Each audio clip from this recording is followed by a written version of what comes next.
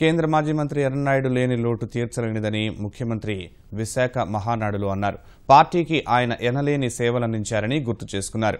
తండ్రి చూపిన దారిలో పయనిస్తూ ఆయన కుమారుడు ఎంపీ రామ్మోహన్ ప్రజలకు సేవ చేస్తున్నారని ముఖ్యమంత్రి కొనియాడారు.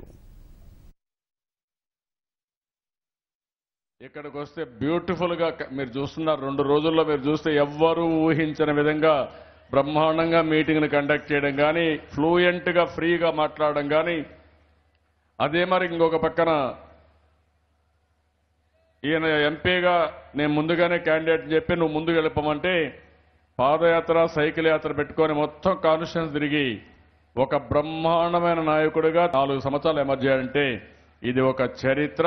ఆ విషయం మీరు గుర్తుపెట్టుకోవాల్సిన అవసరం ఉంది. ఇప్పుడు అఖిల ప్రియను కూడా చూశాను. వాళ్ళ తండ్రి చనిపోతే ఆ అమ్మాయిని కూడా మంత్రిగా తీసుకున్నాం. యువతకు శక్తి ఉంది. ఆ విషయం మీరు గుర్తుపెట్టుకోవాల్సిన అవసరం ఉంది. తెలుగుదేశంలో కూడా యువత రావాల్సిన అవసరం కూడా ఉంది పెద్ద ఎత్తున. రాజకీయాల్లో కూడా డబ్బులు సంపాదించుకోవాలి అని వస్తే తప్పు, కానీ సేవాభావంతో ప్రజలకు సేవ చేయాలని ఎవరొచ్చినా వాళ్ళని పూర్తిగా మన పార్టీ నాయకులనే కాకుండా ఇంతవరకు రాజకీయాలు లేని వాళ్ళని కూడా పూర్తిగా ఎంకరేజ్ చేస్తాను.